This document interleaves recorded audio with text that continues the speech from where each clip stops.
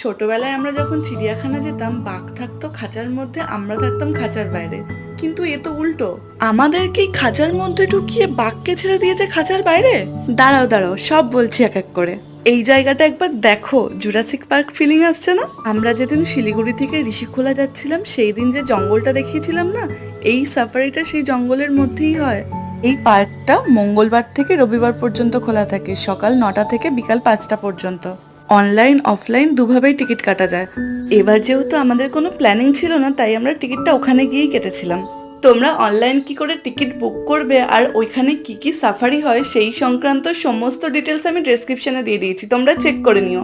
এবার আসি মেন পার্টে, জিপ সাফারিতে আমরা কি কি দেখলাম আর এর টিকিট প্রাইসই বা কত। প্রথমেই বলে রাখি, বাঘ দেখা যদি তোমাদের ফার্স্ট প্রায়োরিটি হয়, তাহলে তোমরা চোখ সার্থক করে ফিরে আসবে। এছাড়াও হাতি, চিতাবাঘ, ভাল্লুক, আর হ্যাঁ, এখানে কিন্তু এলিফ্যান্ট সাফারিও হয়।